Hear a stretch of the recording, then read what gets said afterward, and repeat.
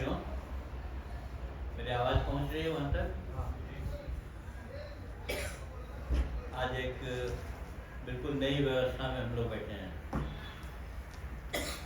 कल कहीं थे, रात भर में आप लोगों ने एक नया माहौल बना दिया।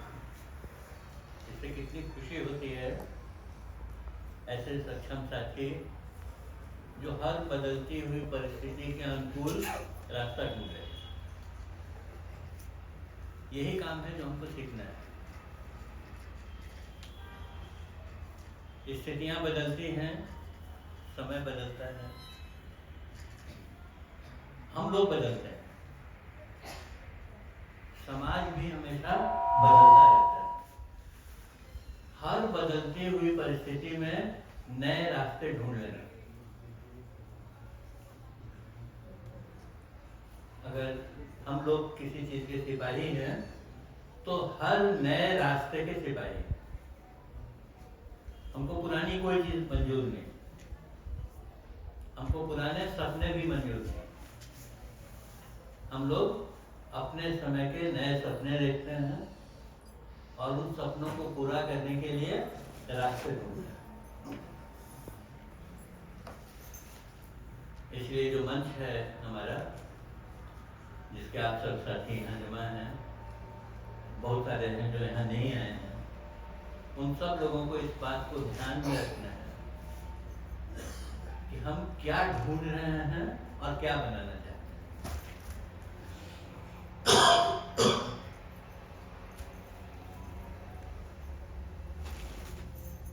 वो नारा आप लोग लगाते हैं ना, क्या जनता ही सरकार है।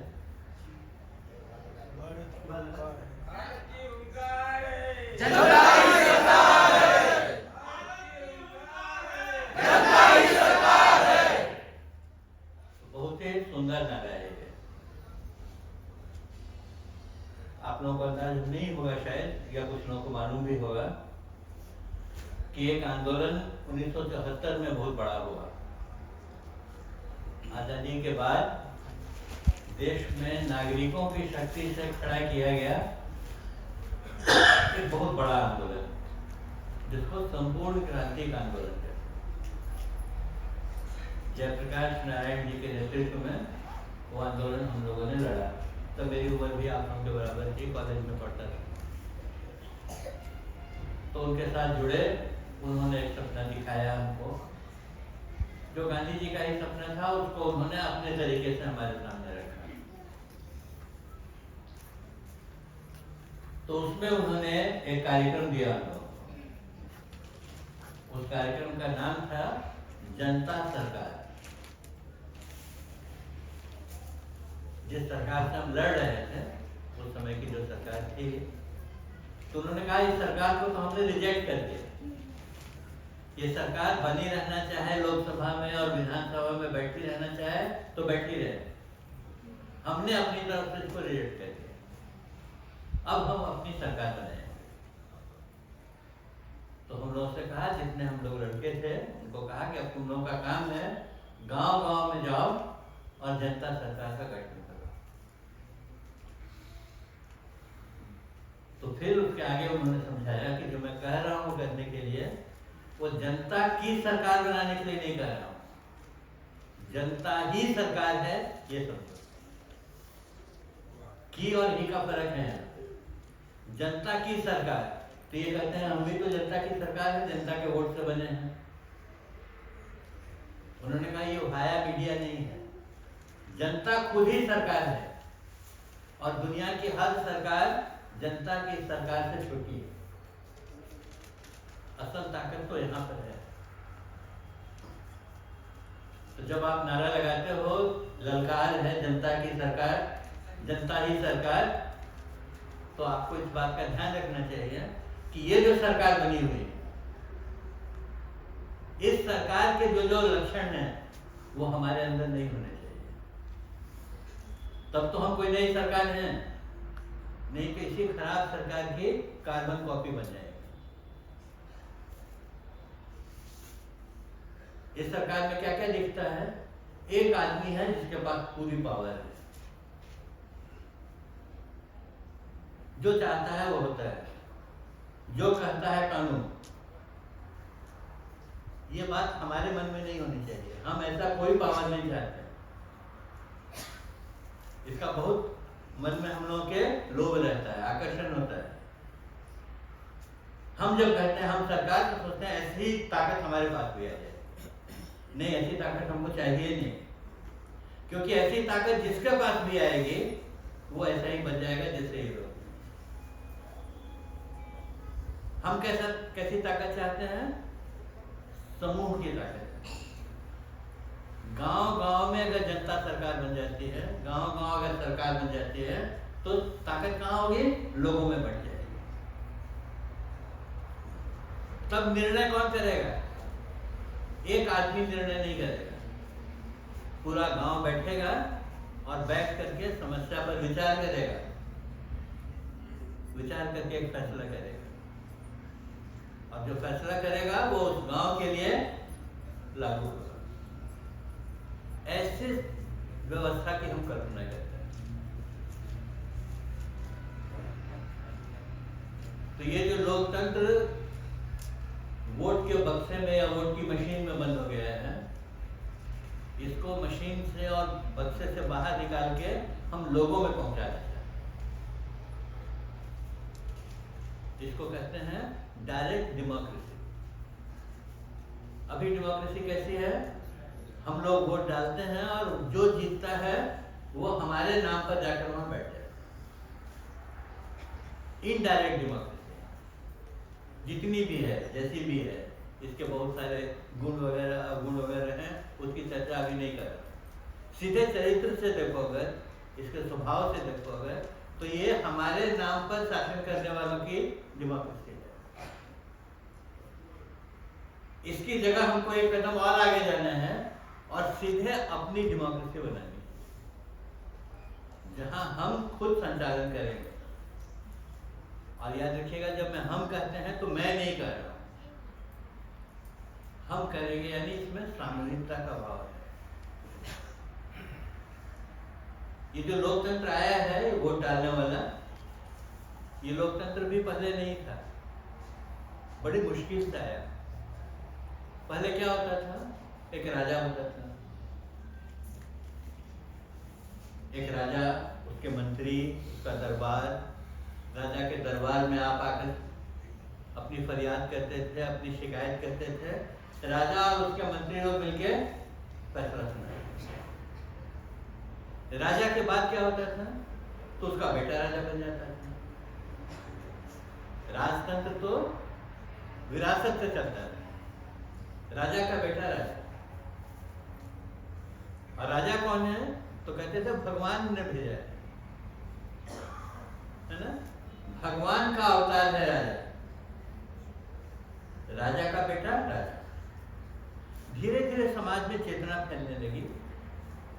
ये सवाल किसी के मन में उठा होगा उस समय के किसी समझदार आदमी के मन में, कि भाई ऐसा क्यों होना चाहिए कि राजा का बेटा ही राजा बने? राजा के बेटे से ज्यादा योग्य लोग भी समाज में हैं, उनको मौका क्यों नहीं मिलता? तो आखिर नहीं, राजतंत्र में ये चलता ही नहीं है। राजतंत्र में तो विरासत से ही गद्दी मिलती है। तो उस समय आपकी तरह के लोग जो रहे होंगे, उन लोगों ने इस बात को फैलाना शुरू किया कि नहीं भाई, विरासत से लोकतंत्र नहीं चलता, लोकतंत्र तो लोगों में चलता। तो क्या करेंगे भाई, लोग कैसे करेंगे?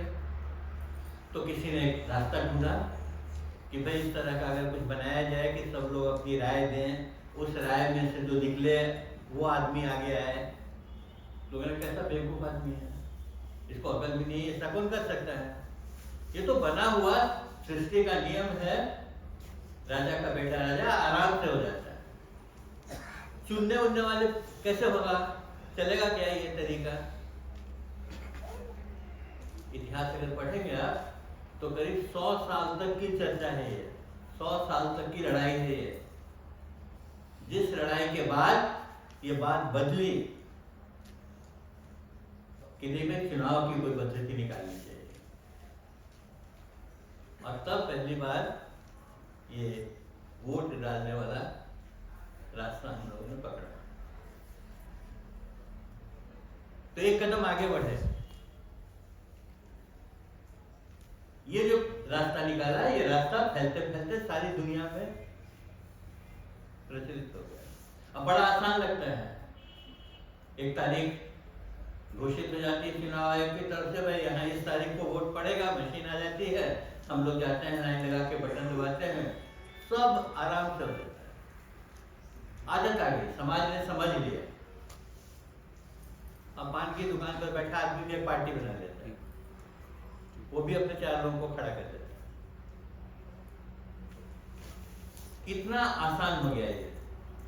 कहने का मतलब ये है कि कोई भी नई चीज शुरू में तुमको लगती है कि मुश्किल हो, जब अभ्यास करने लगते हो तो वो चीज आसान बन जाती है, हम समझ जाते हैं।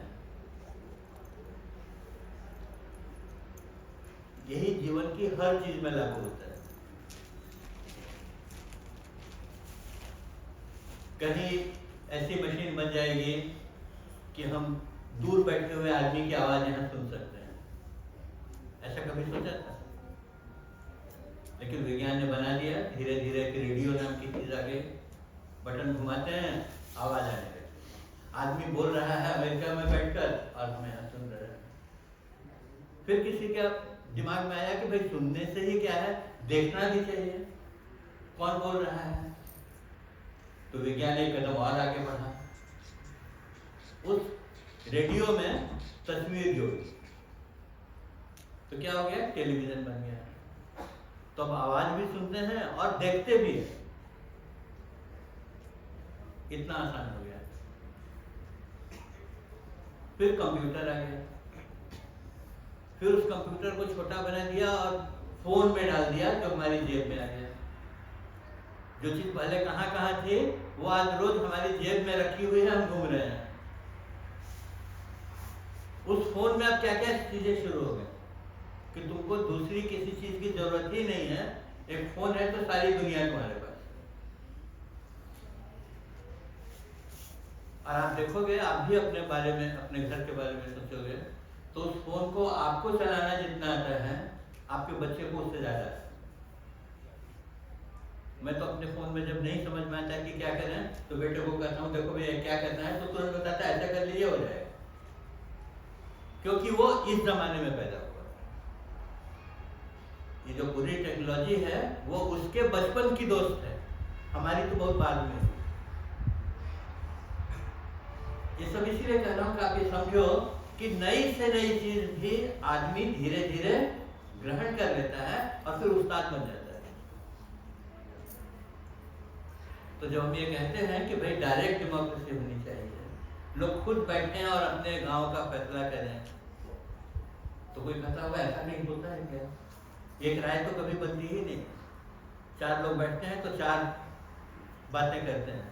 आप कह रहे हो कि पूरा गांव बैठेगा और एक राय बनाएगा, ये तो संभव ही नहीं, हो नहीं सकता। मैं भी जानता हूँ कि इनको नहीं सकता, मुश्किल होती है।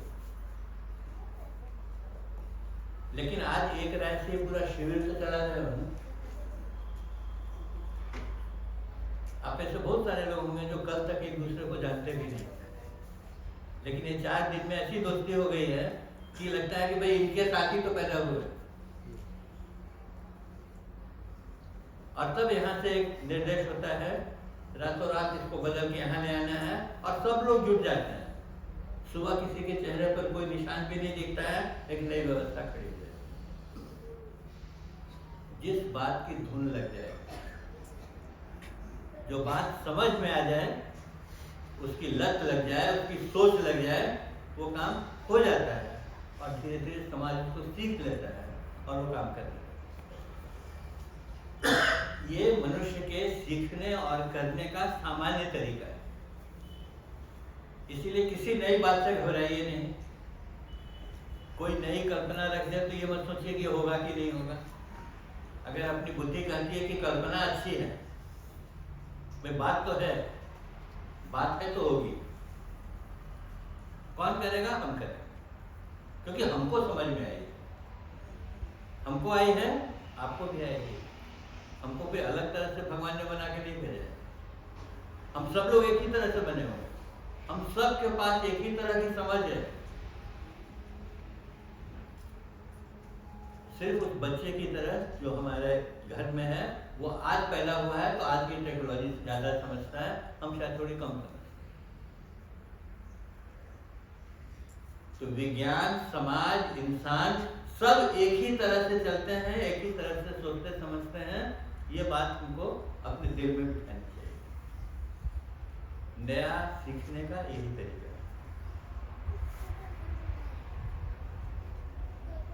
पता नहीं कब से आदमी जब से पैदा हुआ तब से आपस में झगड़ा करता है, लड़ता है, अलग अलग मौकों के लिए लड़ता है, अपने अधिकार के लिए लड़ता है।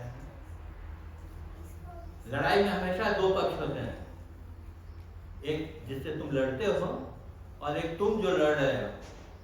ये दो नहीं हो तो लड़ाई नहीं हो सकती। और तब लड़ाई का नतीजा क्या होता है? एक जीतता है और एक हारता है। हारता कौन है? जो गिर जाता है। अगर तलवार की लड़ाई है तो गर्दन कटनी चाहिए, तो जब सामने वाले की गर्दन कटकर नीचे गिरी तो हम जीते। जब सामने वाले के सीने में बंदूक की गोली लगी और गिरा तो मैं जीता। जीत और हार का तरीका 7 सदियों से हमको यही सिखाया गया।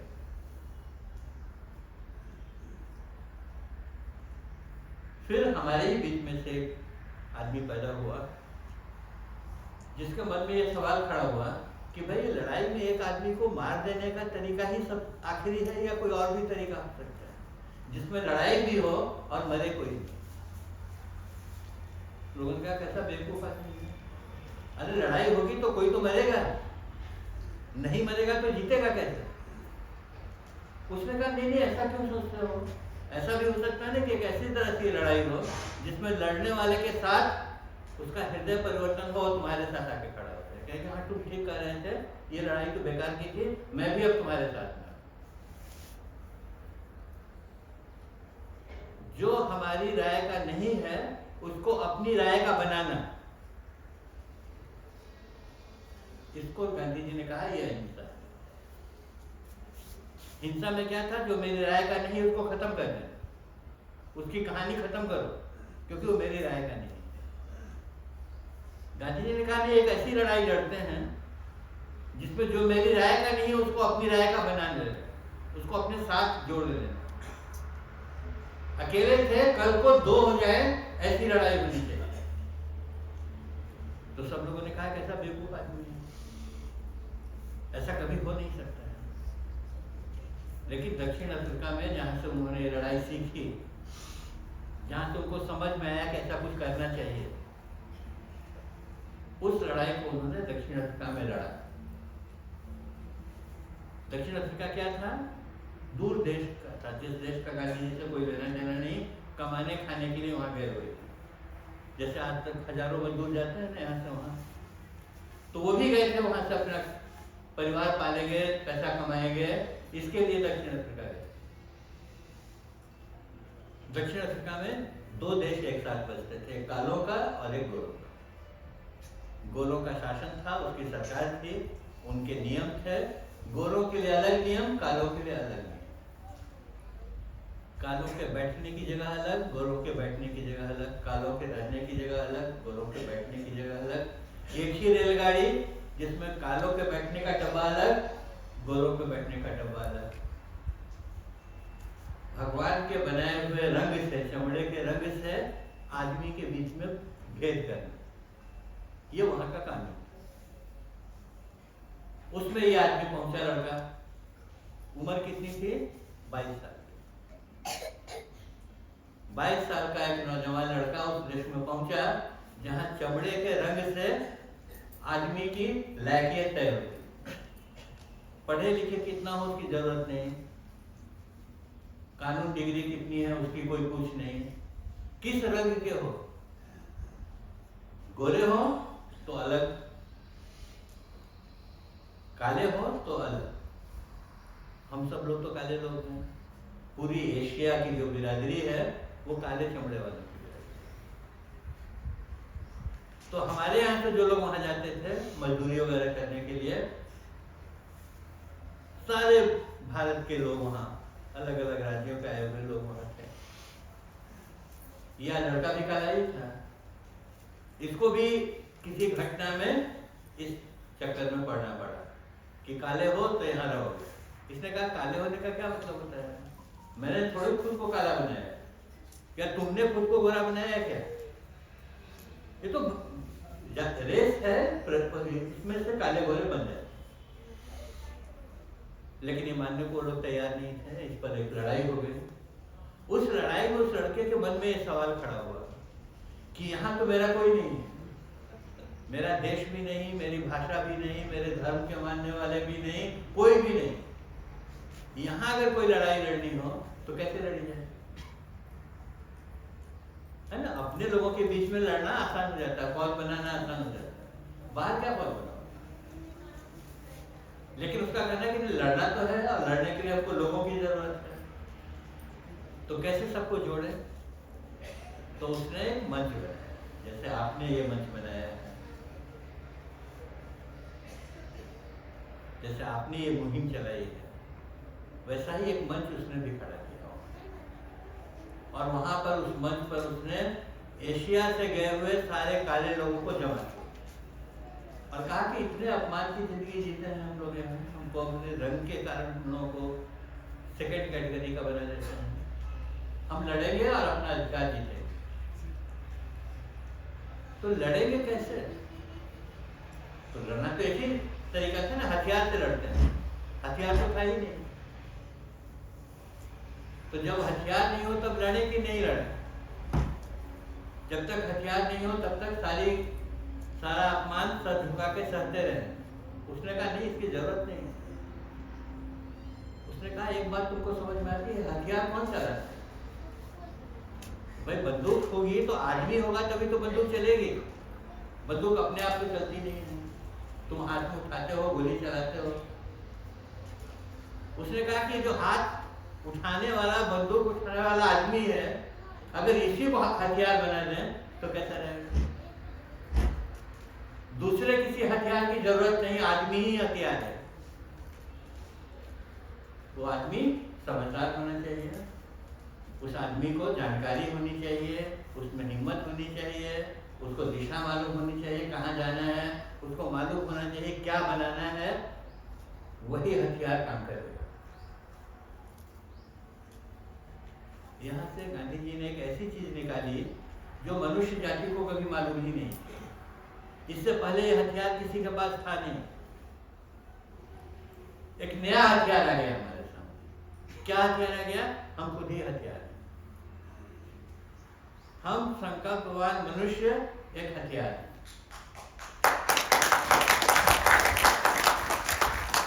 तुम अपनी बंदूक अपने पास रखो, तुम अपनी तोप गोली अपने पास रखो, हमसे मुकाबला करो। उसने कहा मार देंगे। तो बोले मार तो रोज ही रहे थे, इससे पहले भी हम मरते थे, लेकिन तब लाचारी में मरते थे। आज हम तुम्हारे सामने खड़े हैं, मारो। कितनों को मार सकते हैं? तो मरना जो है वो लाचारी में नहीं, आत्म स्वाभिमान का प्रतीक बन गया। उन्होंने कहा जेल से डराते हो कि जेल में डाल देंगे? तुम क्या डराते हो? हम खुद जेल में आते हैं, खोलो दरवाजा, कितने लोगों का रख सकते हो? तो जेल में इतने लोगों को पहुंचा दिया उन्होंने कि सरकार के पास रखने के लिए जेल नहीं रहे, जेल का डर खत्म हो गया। जेल में तुम किसी को रखते हो तो उसको रखना पड़ता है, खिलाना पड़ता है, कपड़ा पहनाना पड़ता है। कितने लोगों को कल सरकार पहना सकती है? बिठे बिठे कितने लोगों को खिलाओगे? तो आदमी के अंदर डर जिन जिन बातों का रहता है वो डर निकाला हो। पुलिस से डरते हैं, है ना? एक पुलिस आ गई तो कांप जाते हैं भीतर से, पुलिस आ गई। उन्होंने कहा ये पुलिस क्या करती है? मारती है। तो मारने के लिए तो हम तैयार खड़े हैं, तुमको खोज के मारने की जरूरत नहीं, हम सामने है, मारो। 2 को मारोगे, 4 को मारोगे। वो कहते हैं जो मारने वाला पीछे पुलिस खड़े है, जिसके हाथ में डंडा है, वो भी आदमी है। वो 5-10 को तो मार सकता है, उसके बाद उसके मन में भी सवाल खड़ा हुआ कि मैं कर क्या रहा हूं, किसको मार रहा हूं, किस अपराध के लिए मार रहा हूं।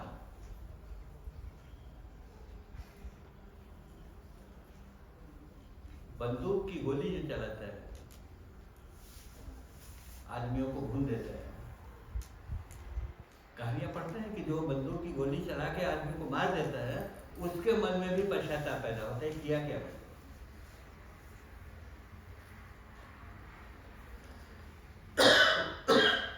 हमारे यहाँ के जो बड़े इतिहास के प्रतापी राजा लोग हुए हैं उसमें अशोक हुआ है।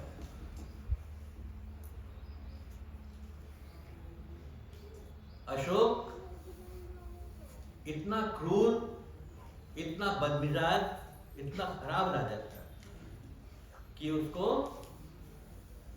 चंडाशोक कहते थे। उसका नाम था प्रचलित लोगों में। चंडाल है जिसको कुछ भी करने में शोक नहीं होता, पछतावा नहीं होता, आदमियों को मारने में जिसको मिनट नहीं लगता। तो राज्य जीतता था उस समय। तो राजशाही में लोग राज्य जीतते थे। हर छोटे बड़े राज्य पर हमला करता था, मारता था, उसको अपने राज्य में मिला लेता था। मारते मारते उड़ीसा तक पहुंच गया। वहां कलिंग नाम का एक राज्य था जिसको उसको कब्जा करना था। ये सब इतिहास में पढ़िएगा, ये कहानी नहीं कह रहा हूं। कलिंग छोटा सा राज्य था, राजा भी कमजोर था, एक छोटा राजा था। राजा ने अपने लोगों को बुलाकर कहा, देखो अशोक हमला करने आया है, इसका मुकाबला सिर्फ जान देकर किया जा सकता है, इसको हम हरा नहीं सकेंगे। इसके पास बहुत बड़ी फौज है, बहुत हथियार है, इसका मुकाबला करने के लिए हिम्मत चाहिए। जबरदस्त लड़ाई हुई। कहते हैं कि 2 दिन तक अशोक की सेना की तलवारें गर्दन काटते काटते थक गई, इतनी गर्दनें कटी, और तब जाके कलिंग परास्त हुआ, हार गया। सारा कलिंग शमशान में बदल गया। तब राजा की सवारी निकली, जीत गया। अपने जीते हुए साम्राज्य को देखने के लिए घोड़े पर बैठकर निकला, रथ पर बैठकर आधी दूरी तक गया। उसके बाद अचानक उसके हाथ से तलवार छूट गई। उसने कहा, ये 2 दिन क्या किया हमने? हर तरफ कटी हुई लाश पड़ी है, हर तरफ कटी हुई गर्दन पड़ी है, खून पड़ा है, गिद्ध नोच कर खाए हैं आदमियों को। यही 2 दिन में जीता मैंने। ये क्या जीत? जिनको जीतने आया था वो तो मर गए, उनको तो मैंने खत्म कर दिया। अब ये जीत करके भी मैं क्या करूंगा? क्या मिलेगा इसमें मुझको? ये प्रश्न किसके मन में उठ रहा है? अशोक के मन में उठ रहा है, जो काट रहा था। और उस दिन उसने रथ पर ही प्रतिज्ञा की कि आज से लड़ना बंद करना। ये मनुष्य का काम नहीं है। और उस दिन जो अशोक ने तलवार छोड़ी, उसके बाद वो बुद्ध का शिष्य बन गया। अपने देश में बौद्ध धर्म के प्रचार करने वाले राजाओं में अशोक पहले नंबर पर आता है। अशोक स्तंभ शायद आपके यहाँ भी कहीं होगा बना हुआ। देश में जगह जगह उसने बुद्ध के प्रवचनों को लिख करके स्तंभ बनाया कि हर कोई इस प्रवचन को समझे।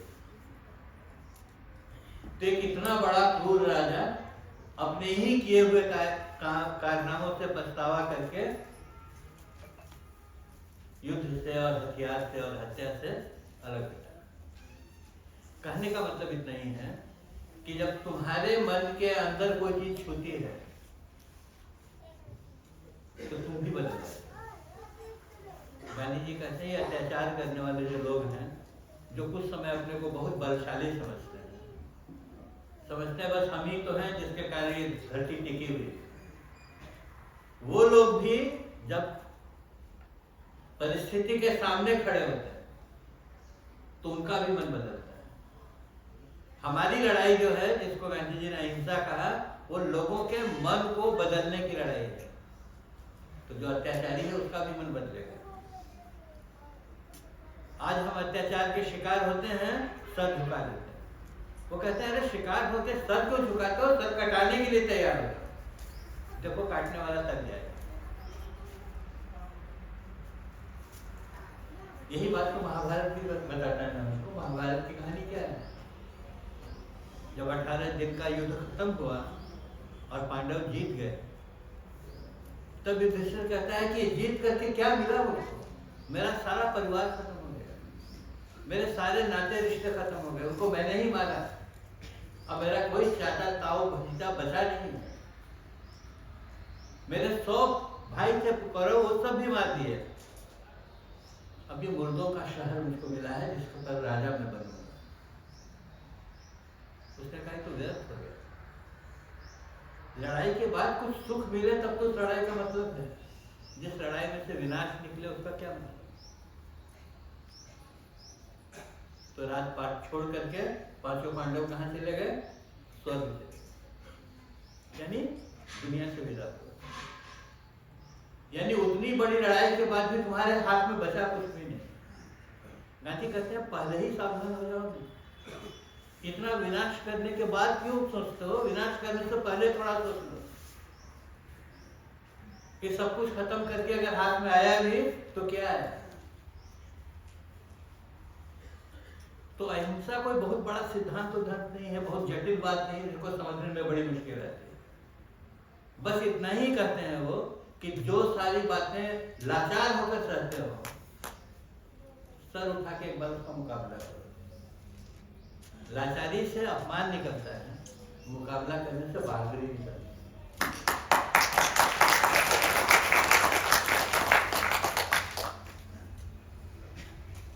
ये गांधी नाम का जो आदमी है, ये बहुत खतरनाक आदमी है। ये गोली मार देने से भी मरा नहीं। मालूम है आपको, इसको मारा हम लोगों ने, अपनी मौत नहीं मरा। एक 80 साल के बूढ़े आदमी को कुछ लोगों ने योजना बना करके गोली मार दी। गोली मार दी, मर गया आदमी, तो हर आदमी की कहानी मरने के साथ खत्म हो जाती है, होती है कि नहीं? इतिहास में आदमी की कहानी उसके मरने के साथ खत्म हो जाती है। हमारे परिवार में भी लोगों की मौत होती है, जिनको बहुत प्यार करते थे, वो दादा दादी माँ बाप सब एक दिन चले जाते हैं, चले जाते हैं तो चले जाते हैं। ये एक ऐसा आदमी है जो गोली मार देने और चिता में जला देने के बाद भी जिंदा होकर हमारे आपके बीच में बैठा हुआ। रोज हम लोग उसके बारे में बात करते, चाहे गांधी जी के समर्थन में बात करो या गांधी जी के विरोध में बात करो। गांधी जी की बात कर रहे हो जो आज से 75 साल पहले मार दिया।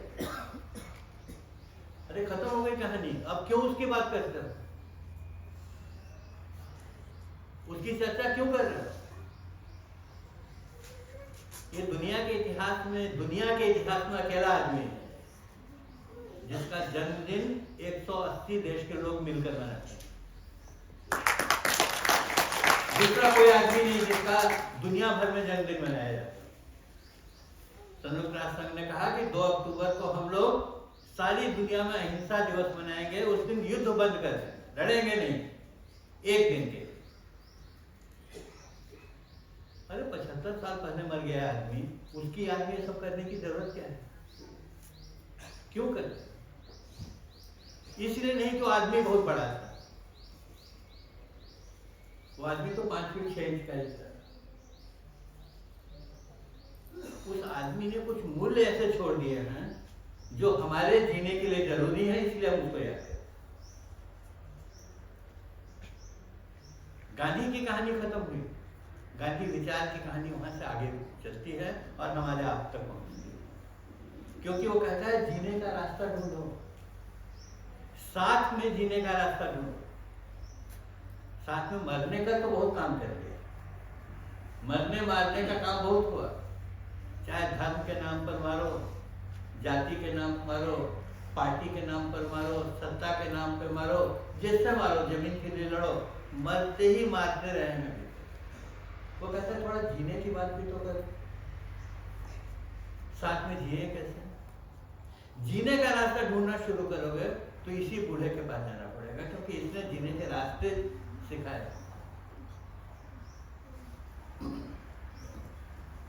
तो जब मैं गांधी की बात कहता हूँ तो किसी श्रद्धा वगैरह से नहीं कहता। मैं गांधी जी को भगवान नहीं मानता, मैं गांधी जी की पूजा नहीं करता। मैं तो अपने स्वाभिमान के साथ जीने की कोशिश में लगा हुआ हूँ। उस कोशिश में ये आदमी मेरी मदद कर देता है। कैसे, यहाँ पे रुक रहे हो, यहाँ फंस रहे हो, देखो ये रास्ता हो सकता है। तो जो रास्ता दिखाए उसको क्या कहते हैं? गाइड कहते हैं, पथ प्रदर्शक कहते हैं। अंधेरी रात में रास्ता भटक रहे हैं तो कहीं झोपड़ी की खिड़की में से आती हुई रोशनी बताती है कि इधर जाएंगे तो गिरेंगे नहीं।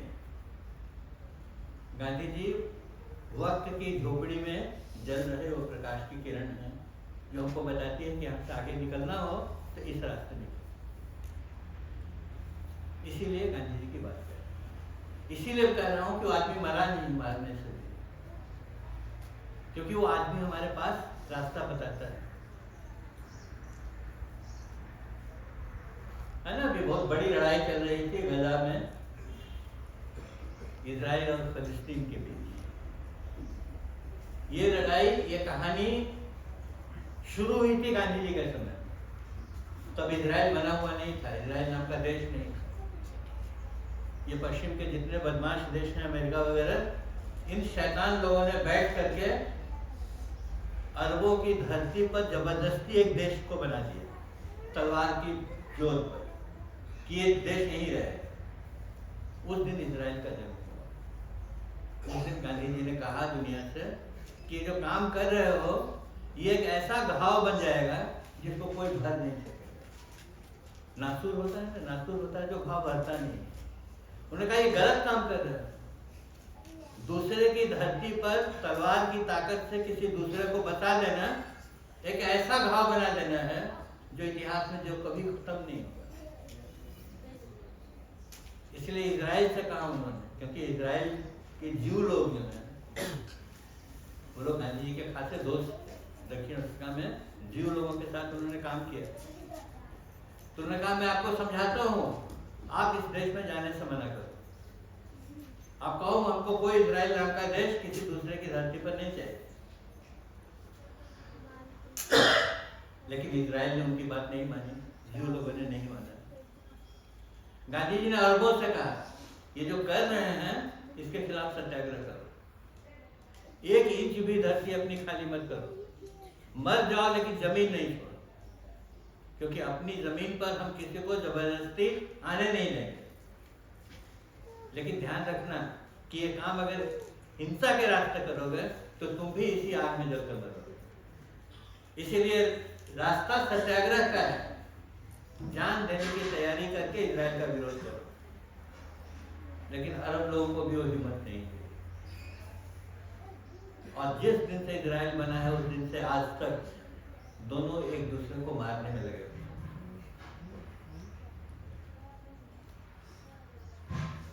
ये जो लड़ाई हो रही थी, जो आज युद्ध विराम हुआ है ऊपर का, 2-4 दिन के लिए शायद युद्ध बंद हुआ है, वहां भी लोग कह रहे हैं कि वो जो गांधी जी की बात नहीं मानी उस समय हम लोगों ने, उसी का फल आज हमको मिलता है। यानी उनको भी समझ में आता है कि इसमें से निकलने का रास्ता तो इसी आदमी ने बताया। इन लोगों को यहाँ पर बसने दिया, यही गलती हो। तो बसने से रोकना था, और रोकने का तरीका गांधी ने कहा लड़ना मत, सत्याग्रह करना, हटना मत अपनी जगह से। आज उस घाव को हम लोग झेल रहे हैं। ये गांधी जी का मतलब है। तो गांधी जी के सामने भी वो सारे सवाल थे जो आज आपके सामने हैं, हमारे सामने हैं। वो तो आजादी की लड़ाई लड़ रहे थे, तब तो हम लोग गुलाम थे। लेकिन उनके दिमाग में था कि ये जो आजादी मिलेगी उसके बाद जो लोकतंत्र बनेगा, उसमें जो पार्टियां बनेगी, वो सब आपस में सत्ता को पाने के लिए एक दूसरे की हत्या करेंगी, एक दूसरे को छलावा करेंगी, बेवकूफ बनाएंगी, धोखा देगी, और तब उस पर कब्जा करेंगे। इसलिए उस गुलामी के समय में उन्होंने कहा ऐसी व्यवस्था अभी से बनाओ कि जब हमारे यहाँ लोकतंत्र आएगा उस समय इन सब चीजों पर हम काबू कर सकें। 30 जनवरी 1948 को उनको गोली मारी गई। 29 जनवरी यानी मरने से एक दिन पहले रात में बैठकर उन्होंने एक कागज लिखा जिसको कहते हैं गांधी जी का आखिरी वसीयतनामा, यानी अपने जाने से पहले जो लिख कर दे गए। उसमें जो बातें लिखी उन्होंने, उसमें एक बात ये लिखी कि जो डेमोक्रेसी आ रही है, तब कांग्रेस पार्टी और एक दो पार्टी तीसरी पार्टियां बनी भी नहीं। उन्होंने कहा इन सारी पार्टियों के बीच में वोट की चोरी हो गया, चोरी होने का काम चलेगा, एक दूसरे का वोट छीनने का काम चलेगा, धोखा देने का काम चलेगा। इसलिए हमको अभी से एक ऐसी तैयारी करनी चाहिए कि वोटर लिस्ट जो बनेगी वो गांव के हाथ में रहे। उन्होंने किसी चुनाव आयोग की बात नहीं की, ये नहीं कहा कि एक जगह पर सारा स्टोर करके रखा जाए, कहा नहीं, हर वोटर लिस्ट गांव में रहेगी।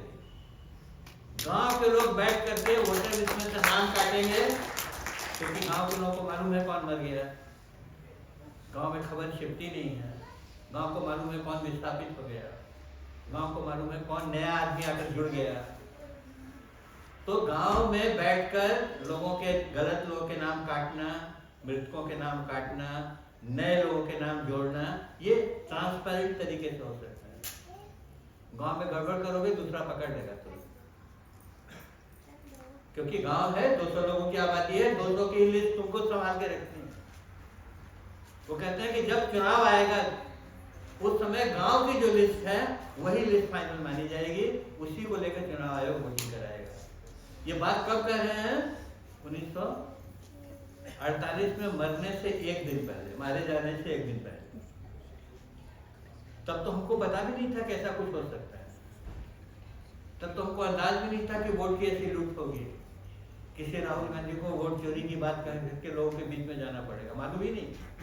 उस आदमी को देख रहा है कि जिस रास्ते जा रहे हो इसमें ये भी पड़ाव आने वाला है, इसलिए अभी से सावधान होकर इसकी व्यवस्था बनाओ। तो कल मैंने आपसे कहा था ना कि उन्होंने कहा था कि 7 लाख गाँव के लिए 7 लाख जिंदा शहीद चाहिए। वो जो शहीद वो सोच रहे थे उसको एक काम ये भी दिया कि तुम्हारा ये काम है कि वोटर लिस्ट को हमेशा रिन्यू करो, साफ करो और तैयार करके रखो। पथ प्रदर्शक है, बताता है कैसे जाओगे, ये लोकतंत्र की यात्रा में सब पड़ाव आने वाले हैं, इसको कैसे पार करो। तो अगर उस रास्ते को समझकर हम लोगों ने पहले से थोड़ी तैयारी की होती तो आज बहुत सारी समस्या जो दिख रही है वो हल कर लेते हैं। समस्या तो आएगी क्योंकि इंसान है, समस्या से डरना नहीं है, समस्या रोज नई नई पैदा हो, समस्या को हल करने वाले लोग भी रोज रोज पैदा होने चाहिए, तभी तो मामला आगे बढ़ता है ना। कपड़ा है तो फटेगा, इसलिए कपड़ा सिलने वाला आदमी होना चाहिए, क्योंकि कपड़ा तो है फटने ही वाला है। सिलाई वाला आदमी अगर समाज में होगा तो हर फटे कपड़े को सिल सकता है, नया कपड़ा बना ले सकता है। हम लोग पुराने कपड़ों की सिलाई करने वाले और नए कपड़े बनाने वाले लोग हैं। हम किसी पार्टी के नहीं हैं। अगर हमारी कोई पार्टी है तो हम खुद हैं। हम अपने मन के सही विचारों की पार्टी को सपोर्ट करते हैं, इसीलिए हम भी बदलते रहते हैं। हमारे सामने भी नए नए सवाल खड़े होते रहते हैं, उसका हम भी नया नया जवाब ढूंढते रहते हैं। यही गांधी जी की ऐतिहासिक भूमिका है। गांधी जी के बारे में बहुत सारी बातें प्रचारित की जाती हैं। ये जो फोन लेकर आप बैठे हुए हो, इस फोन का काम ही है गलत बातों का प्रचार करना, वो उसका काम करे।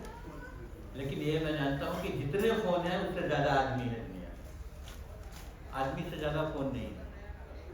तो फोन अगर गलत बात का प्रचार करता है तो आदमी सही बात का प्रचार करना शुरू करे, फोन हार जाएगा।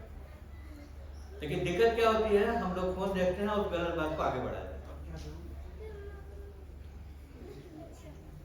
आप लोग नियम बनाओ, कोई भी चीज फॉरवर्ड नहीं करनी। फॉरवर्ड करने का बटन ही इस्तेमाल नहीं करना है, क्योंकि उसमें 90% गलत बातें भरी जाएगी। तो एक जड़ तो वहीं कट जाएगी। ये सारा जो तंत्र खड़ा किया है इन्होंने, वो एक चुटकी में बंद हो जाएगा। टेक्नोलॉजी की सबसे बड़ी विशेषता यह है कि इसमें ऑन और ऑफ करने का 2 बटन है। ऑन करते हो तो बुराई शुरू होती है, ऑफ कर देते हो तो बंद हो जाती है। तो हम गलत बात का बटन दबाएंगे ही नहीं। तो अगर हम लोग इतने लोग यहाँ बैठे हैं, ये बात समझकर संकल्प करते हैं, तो समझो इनका खेल इतनी जगहों पर हम खत्म कर देते हैं बगैर कुछ किए हुए।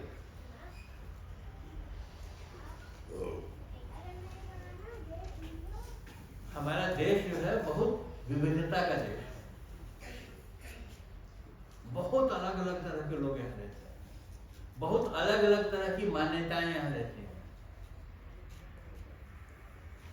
मैं हमेशा कहता हूं कि दुनिया का ये अकेला देश है जिसमें दुनिया भर के सारे धर्म रहते हैं।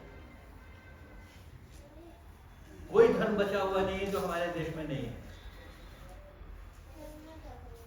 और फिर भी हम लोग दुनिया की सबसे पुरानी सभ्यता में गिने रहते हैं। तो यूरोप वाला कहता है कि भाई एक देश जो है उसका एक धर्म होना चाहिए। इसलिए आप देखोगे यूरोप जो है मोटे तौर पे ईसाई लोगों का देश, एक ही धर्म मानते हैं। अरब की तरफ देखोगे तो अरब लोगों का एक ही धर्म है, इस्लाम को मानते हैं। क्योंकि लोग कहते हैं कि भाई एक देश बनेगा तो उसका एक धर्म होना चाहिए, कई धर्म का देश कैसे हो सकता है। हम कहते हैं भाई जरा हमको भी देखो, हम लोग तुमसे भी पहले से हैं दुनिया में, और हमारे यहाँ सभी तरह के धर्म हैं, और हम लोग साथ में रहते हैं, हजारों साल से साथ में रहते हैं। यानी कोई विज्ञान ऐसा भी है जो इतने सारे लोगों को साथ रहना सिखाता है। कैसे रहेंगे, टकरा जाते हैं, कभी उनकी बात से हमको चोट लगती है, कभी इनकी बात से हमको चोट लग जाती है। एक ही नियम मन में बना के रखो, जिससे दूसरे को चोट लगे वो बात करनी नहीं, बस बात खत्म हो गई। इतना आसान फॉर्मूला है, क्योंकि सबसे बड़ा इंसान से बड़ा कोई धर्म नहीं। अगर इंसानियत सबसे बड़ा धर्म है तो उसका बुनियादी नियम है कि जिससे दूसरे को तकलीफ होगी वो काम करना है, वो बात बोलना नहीं, वो व्यवहार करना है। इतना अगर सीख लिया तो सब लोग साथ में रहेंगे। धर्म क्या चीज है? संभाल कर चलने की कला को धर्म कर, किसी चीज को संभाल लेना, धारण कर लेना धर्म है।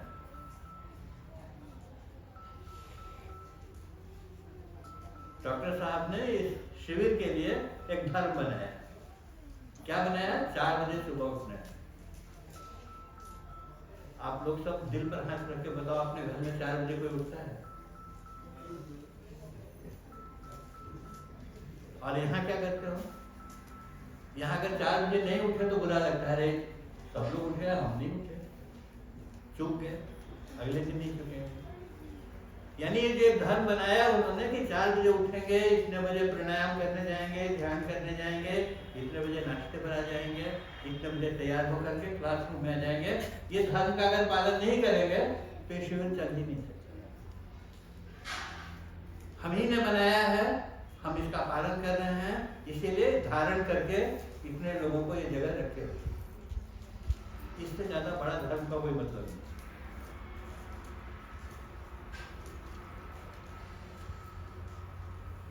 पाँच 500 लोग हैं तो व्यवस्था चल रही है, आप बता रहे हैं और हम लोग चल रहे हैं। लेकिन 5 लाख लोग होंगे तब क्या करेंगे? तब कुछ और व्यवस्था सोचेंगे, कुछ और तरीका ढूंढेंगे, क्योंकि 5 लाख लोगों को संभालना है अपने को। तो उस समय जब 5 लाख लोगों को संभालने की व्यवस्था सोचेंगे तो आज की व्यवस्था से थोड़ी भिन्न व्यवस्था बनेगी, वो एक नया धर्म। तो अपने वक्त के समाज को संभालने के लिए बनाई हुई व्यवस्था को धर्म कहते हैं। समाज बड़ा होने लगता है, समाज बदलने लगता है, समाज में नौजवानों की आकांक्षाएं बदलने लगती हैं। उन सब को संभालने के लिए तुमको एक नए तरह की व्यवस्था बनानी पड़ती है। इसीलिए इतने तरह के धर्म दुनिया में बनते हैं। ये धर्म भगवान ने नहीं बनाए हैं, खुदा ने नहीं बनाए हैं, ऊपर से नहीं पैदा हुए हैं, नीचे से नहीं निकले हैं, विष्णु के नाखून से भी नहीं निकले।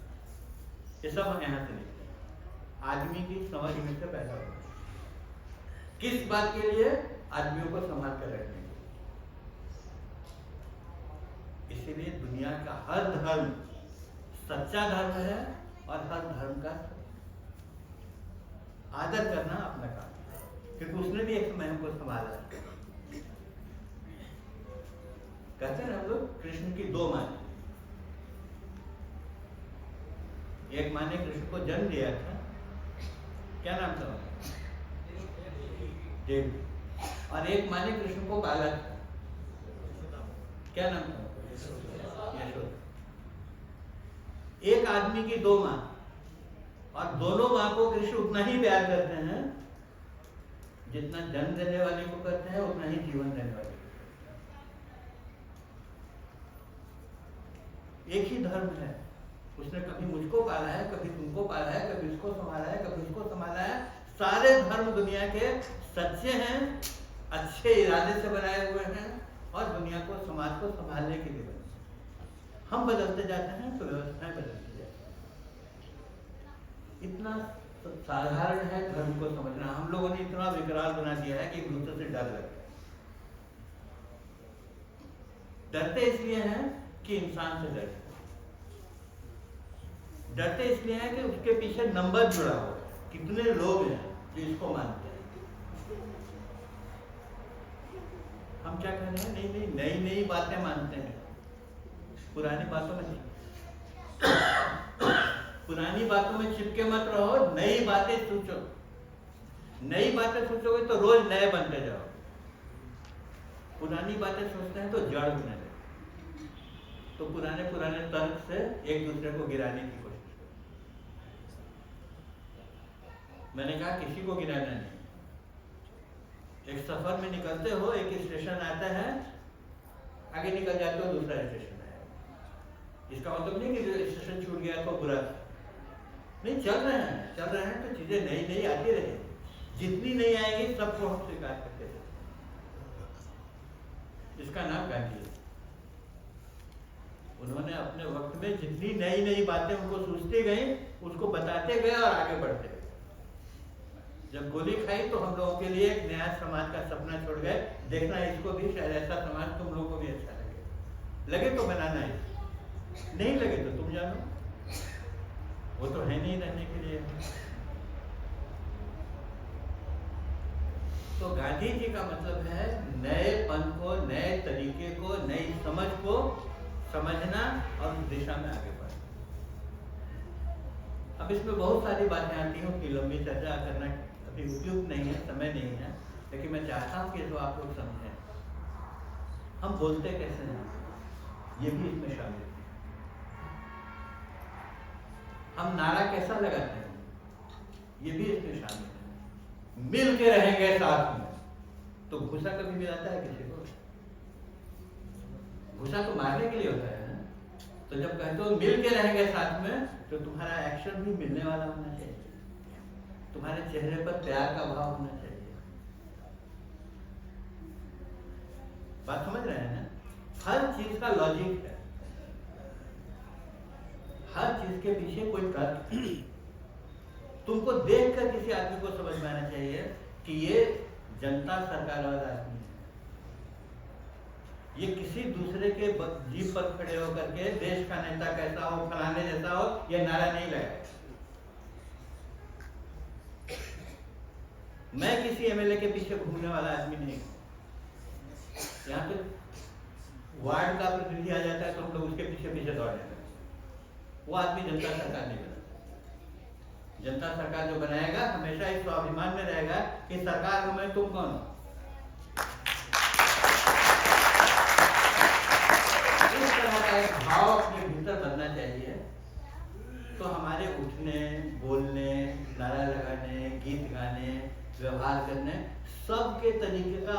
होता है जिसमें से नई बात, इस पर आप लोग भी विचार कीजिए।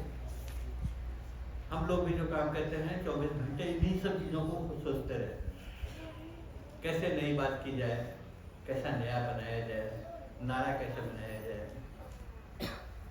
मैंने कहा एक बड़ा आंदोलन हम लोगों ने 74 में किया था, तो नारा क्या बनाया, तो हम ही लोगों ने एक नारा बनाया कि भाई ये आंदोलन शांति का आंदोलन है, शांति के तरीके से काम करता है, गांधी जी के बात में विश्वास करता है। ये लोगों को कैसे बताएं? तो एक नारा बनाया, हमला चाहे जैसा होगा हाथ हमारा नहीं होगा। अब इस नारे को सोच कर देखो कि इसमें हम जानते हैं कि सामने वाला हमला करेगा हमारे ऊपर, क्योंकि वो तो हिंसा में नहीं मानता है।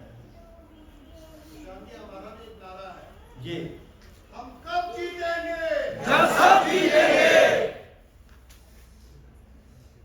बहुत सुंदर नारा है, बहुत बढ़िया नारा है। इसका भाव क्या पकड़ना चाहिए? सबको लेकर चलना है,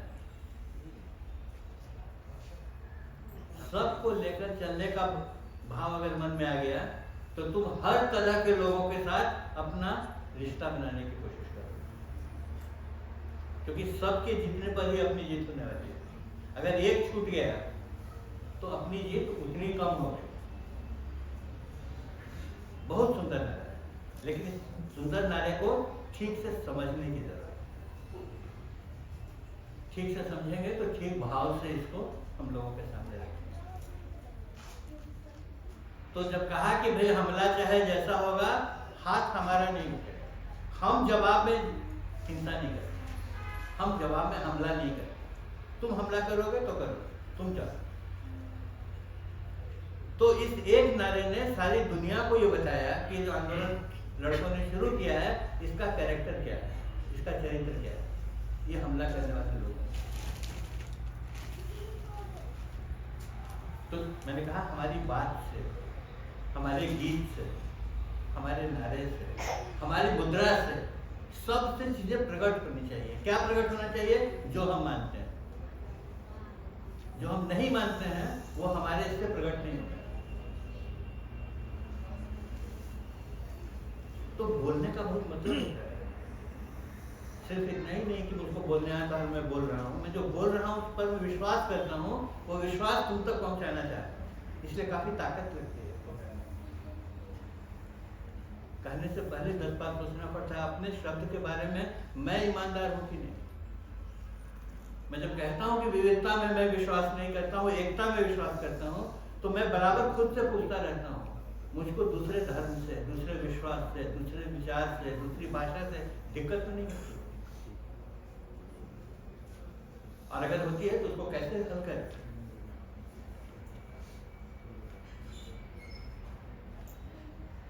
तो ये सारा जो शील है ये अपने जीवन में उतरता है तो हम ज्यादा प्रभावशाली होते हैं। कल मैंने आखिरी बात कही थी, वही बात करके खत्म करता हूँ कि तलवार तो है, उस पर धार अच्छी नहीं चाहिए। तलवार पर धार ऐसी होनी चाहिए कि लगाया तो गर्दन कट जानी चाहिए। वो तलवार लेके क्यों घूमते हो जिसमें कोई धार ही नहीं है। हम सब लोग अपने विश्वास की तलवार है, हमारी धार को मजबूत बनानी है, यानी इस विचार को ठीक से समझना है।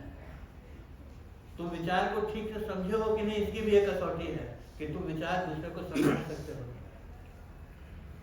जिसको तुम समझा नहीं सकोगे वो तुम समझे भी नहीं। तो खुद पर कितना काम करना है। तलवार मांझनी है तो पढ़ाई होनी चाहिए, सुनाई होनी चाहिए। सुनना भी एक गुण है।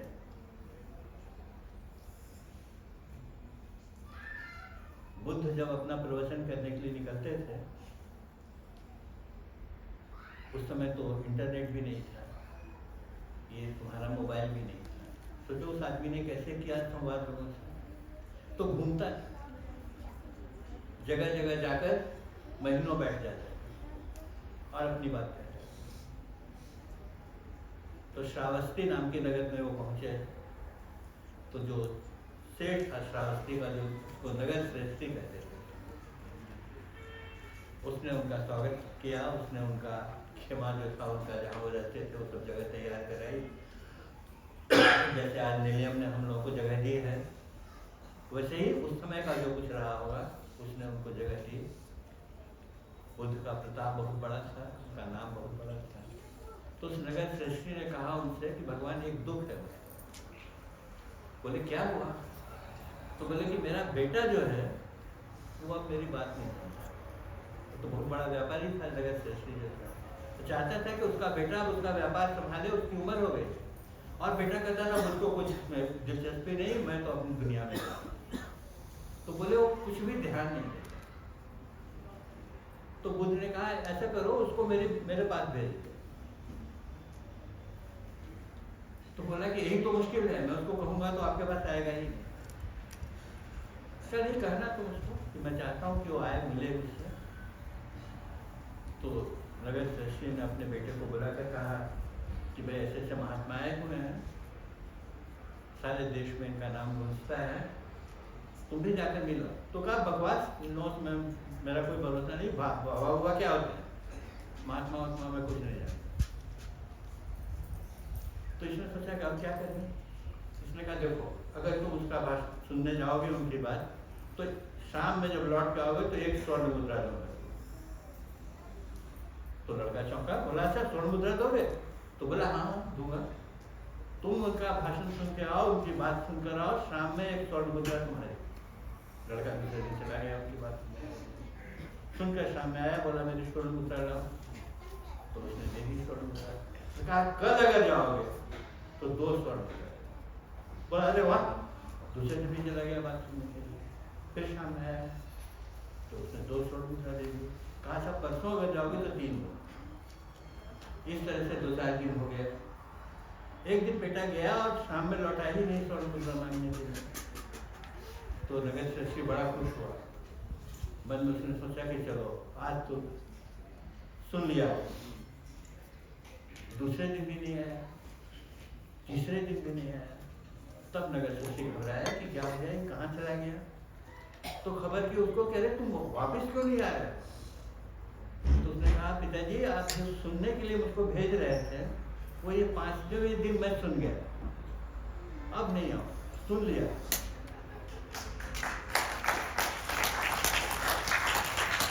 दोस्तों ये सुनना जो है ये भी एक कला है।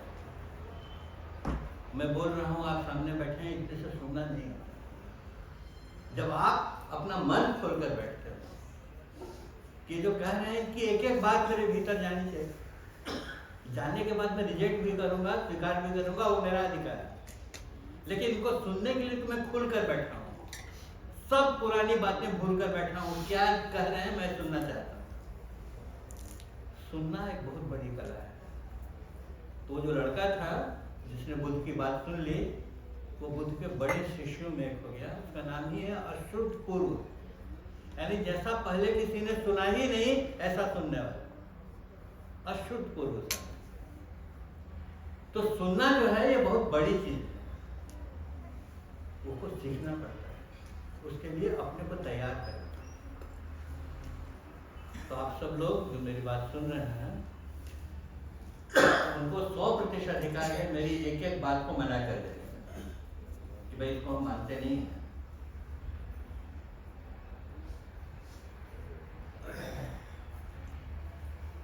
सवाल जवाब का अगर रखेंगे तो मैं कर सकता हूँ, लेकिन तब बात थोड़ी लंबी हो जाएगी। एक सवाल मेरे पास भोजपुर के मनोज कुमार यादव जी ने भेजा है, मैं जरूर उसकी बात कर सकता हूँ, लेकिन तब हेडमास्टर साहब को करना है, ये चलेगा कि नहीं। एक आ गया तो अच्छा, तो इसलिए मैं कह रहा था कि इस बात को सुने, समझें और समझकर आपको जो ठीक लगे उतने को रखिए, बाकी मुझको वापस कर दीजिए, मैं ले लूँगा।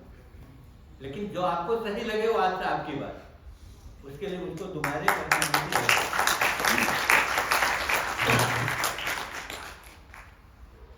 मनोज जी ने जो सवाल पूछा है, कहाँ है मनोज जी? अच्छा, मनोज जी ने सवाल पूछा है कि 1948 में गांधी जी की हत्या के बाद उनके साथ के सबसे करीबी नेहरू जी इनके विचारों को क्यों नहीं पढ़ने दिया। प्रकाश है। अब तो न गांधी जी है न नेहरू जी है, तो मैं गांधी जी की तरफ से भी नहीं बोल सकता हूँ और नेहरू जी की तरफ से भी नहीं बोल सकता। मैं जो समझता हूँ वो बता देता हूँ। ठीक यही बात जो अभी मैं आपसे कह रहा था, ठीक यही बात जवाहरलाल नेहरू से भी मैं कहूँगा कि आप सुने ही नहीं। गांधी जी ने जो कहा वो सुना नहीं आपने सिर्फ उनके सामने बैठे रहे। सुनने के लिए जो तैयारी होनी चाहिए थी वो जवाहरलाल नेहरू की नहीं। करीब होने का मतलब करीब बैठना नहीं होता, करीब होने का मतलब विचार के नजदीक जाना। तो सिर्फ जवाहरलाल नेहरू का नाम क्यों लिखा मनोज जी ने, और भी सब लोगों के नाम लिखे थे, साथी भी लिखा आपने, ठीक है, साथी भी लिखा। तो गांधी जी को तो बहुत सारे साथी थे ना उस समय। पहली पंक्ति के लोग देखिएगा तो सरदार वल्लभ भाई पटेल थे, जवाहरलाल नेहरू थे, राजेंद्र प्रसाद थे, मौलाना आजाद थे, आचार्य कृपलानी थे और बहुत सारे। इन सब लोगों से पूछना चाहिए कि भाई जिस आदमी के इतने नजदीक बैठते थे, रात दिन साथ में थे, उसको सुना क्यों नहीं? और सुना तो ऐसे देश कैसे बन गया? अगर सुने होते, नाम लेके कहूँ तो अच्छा नहीं लगता है लेकिन फिर भी कहता हूँ, अगर राजेंद्र बाबू ने गांधी जी को सुना होता तो 300 कमरे के बाहर में जाकर रहते हैं, क्योंकि गांधी तो झोपड़ी में रहते हैं, झोपड़ी में रहते ही नहीं थे, सबको कह दिया था। आजादी से पहले कहा था कि जो राष्ट्रपति भवन है जिसमें वायसराय रहता है 400 कमरे का, ये आजाद भारत में हॉस्पिटल बना दिया जाएगा। इतने में कोई आदमी थोड़ी रह सकता है, ये सार्वजनिक हॉस्पिटल बन जाएगा, 400 कमरों का अस्पताल है। ये जानते हुए भी राजेंद्र बाबू उसमें जाकर रहे और पूरे 10 साल तक। उसके बाद हर राष्ट्रपति वहीं जाकर रहता है। ये द्रौपदी मुर्मू भी वहीं रहती हैं, जो आदिवासी समाज से आई हैं, जिस समाज में एकदम छोटे से घर की कल्पना है, क्योंकि सत्ता का घर कहीं बड़ा होता है, सत्ता की तामझाम अलग होती है।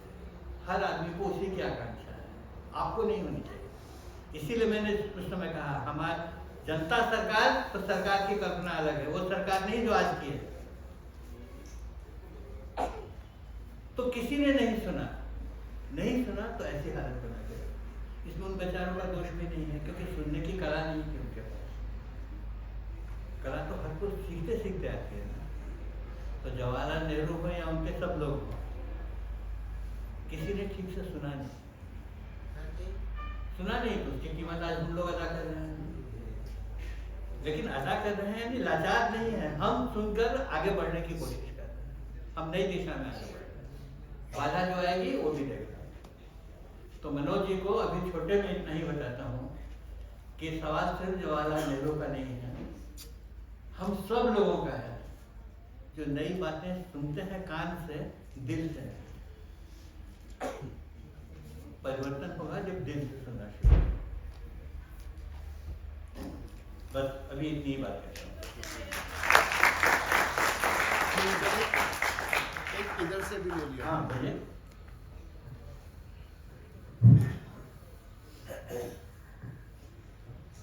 गांधी जी की सेना के बारे में या विदेश नीति के बारे में क्या कहना?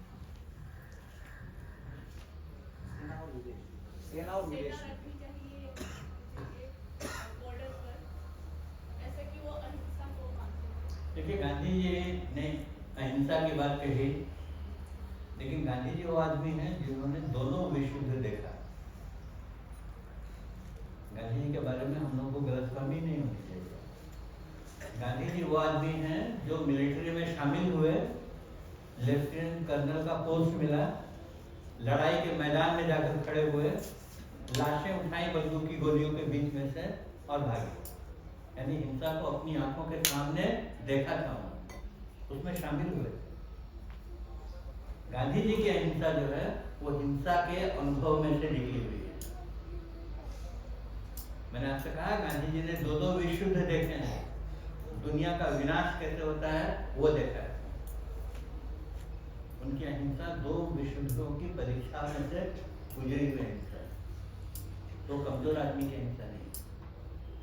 लेकिन गांधी जी एक प्रैक्टिकल आदमी है, वो आजादी की लड़ाई लड़ रहे हैं, ये जानते हुए भी कि अंग्रेजों को हटाने के बाद भी गुलामी हो सकती है, जैसे गुलामी हमारी हो गई, उसका भी रास्ता ढूंढूंगा। लेकिन पहले तो इनको हटाना है, ये बाहर के लोग आकर हमारे साथ क्यों बैठे हैं। तो प्रैक्टिकल आदमी है, तो इसीलिए कोई पूछता है उनसे, गांधी जी के आखिरी दिनों के समय में पाकिस्तान ने पहला हमला किया हमारे ऊपर कश्मीर लेने के लिए, तो उसका मुकाबला कौन करता, तो फौज जा रही थी। तो गांधी जी ने लिखित फौज को आशीर्वाद दिया, तुमको क्या सिखाया गया है, सीमा की रक्षा का, तुम केला खाने के लिए नहीं रखे गए, जाओ और उनका मुकाबला करो, निकालो हाथ। ये गांधी जी की अहिंसा है। उन्होंने कहा कि मैं जिस अहिंसा की बात कर रहा हूँ उसमें मैं अभी वहां नहीं पहुंचा हूँ कि बाहरी हमले का मुकाबला कैसे किया जाए, मैं खोज रहा हूँ, और खोजूंगा तो दुनिया के सामने रखूंगा कि इस रास्ते का मुकाबला होना चाहिए। आज नहीं है तो आज मैं नहीं कर रहा हूँ कि फौज न जाए, वहां जाए फौज, मुकाबला करे उसका। लेकिन तुम सोच के देखो कि अगर दुनिया भर के देशों की रक्षा फौज से ही होनी है, तब साथ में रहना कैसे सीखा? फौज का तो विकास हुआ, हमारा विकास हुआ क्या? हमको एक ऐसी परिस्थिति बनानी है जिसमें कोई दूसरा मुल्क दूसरे मुल्क पर हमला ही न करे। हमला क्यों करते हैं? साम्राज्य बढ़ाने के लिए करते हैं। हमला क्यों करते हैं? उनके रिसोर्सेज, उनके संसाधनों पर कब्जा करने के लिए करते हैं। ये असमानता अगर खत्म होगी दुनिया से, हम लोग एक दूसरे की मदद करना सीखेंगे तो एक दूसरे पर हमला करने की जरूरत नहीं पड़ेगी, तब शायद फौज की जरूरत नहीं पड़ेगी। लेकिन तब तक, जब तक है तब तक तो फौज है। फौज है तो फौज को अपना काम करना चाहिए, फौज को अलर्ट रहना चाहिए, फौज के पास संसाधन होने चाहिए, लेकिन पागल की तरह नहीं कि दुनिया अपने नागरिकों का पेट काट करके हम बम बनाएंगे, तब बेवकूफ कर रहे हैं। हम समझदार कब कहलाएंगे? जब उतनी फौज हम रखेंगे और उतनी फौज की तैयारी रखेंगे जितनी अपनी सुरक्षा के लिए जरूरी है। बम अपनी सुरक्षा के लिए जरूरी नहीं, बम सुरक्षा करने की चीज ही नहीं है, बम विनाश करने की। जब बम गिरता है तो उसका जहर ये नहीं देखता है कि हिंदुस्तानी है कि पाकिस्तानी है, वो दोनों तरफ से एक ही तरह से लोगों को मार देता है। तो कहते हैं ना, शिव भगवान जब अपना तीसरा नेत्र खोलते हैं तो विश्व भस्म हो जाता है। वो तीसरा नेत्र बचाने का हथियार नहीं, विनाश करने का हथियार, उसकी जरूरत नहीं है हमको। तो फौज की, हथियार की, सबकी मर्यादा है। मर्यादा क्यों है? क्योंकि आदमी सबसे बड़ा है। तो सीमा के पार वो मरे या हम मरे, मरता तो आदमी ही है ना, और आदमी को बचाना है। इसीलिए साथ रहने के तरीके ढूंढने हैं। हम चाहे यहां से कितनी भी भाषणबाजी करें, पाकिस्तान नक्शे पर जहां है वहीं रहेगा। पाकिस्तान के लोग मस्जिदों में जाकर जितना भी अजान करें, हिंदुस्तान जहां है वहीं रहेगा।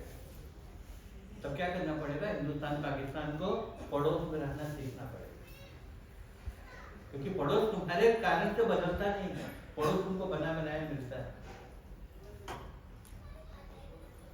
देश भी बने बनाए मिलते हैं। तो जिस देश के पड़ोस में हो उसके साथ रहने का रास्ता ढूंढो। पाकिस्तान को भी हिंदुस्तान के साथ रहने का रास्ता ढूंढना पड़ेगा। वो कुछ भी कर ले, हम हिलने वाले नहीं हैं। तो गांधी जी कहते हैं कि ठीक है, कुछ मतभेद हैं आपस के, लेकिन रास्ता तो ढूंढना पड़ेगा। तो विदेश नीति जो आप पूछ रही थी, तो गांधी जी तो कोई सरकार में थे नहीं, उनको विदेश नीति बनाने का मौका मिलता है। और आज़ादी के बाद 5 महीने के अंदर तो हम लोग उनकी कहानी ही खत्म कर दी, नहीं तो बाद में शायद और भी नई बातें हमको समझ में आती। आप जानते हैं गांधी जी विभाजन के विरोधी थे, वो नहीं चाहते कि देश टूटे और पाकिस्तान बने, लेकिन बन गया। वो कहानी लंबी है, वो कहानी भी जाननी चाहिए अपने को, क्या क्या हुआ था, लेकिन बन गया। लोगों ने कहा गांधी जी तो हार गए, क्योंकि उन्होंने कहा था देश नहीं टूटेगा, टूट गया। गांधी जी 30 जनवरी को गोली खाने से पहले जो काम कर रहे थे उसमें एक काम ये कर रहे थे कि अपने 2 साथियों को उन्होंने पाकिस्तान जिन्ना से मिलने के लिए भेजा। और क्या कहने के लिए भेजा? कहा कि जाकर जिन्ना को बताओ कि मैं फलानी तारीख को हिंदुस्तान से हिंदुओं की टीम लेकर के पाकिस्तान आ रहा हूँ। और पाकिस्तान आने में मैंने तो भारत सरकार से पासपोर्ट मांगूंगा और न पाकिस्तान सरकार से वीसा मांगूंगा। बिना वीसा और पासपोर्ट के मैं पाकिस्तान आ रहा हूँ। जवाहरलाल चाहे तो मुझको भारत में गिरफ्तार कर ले, जिन्ना चाहे तो मुझको पाकिस्तान में गिरफ्तार कर ले।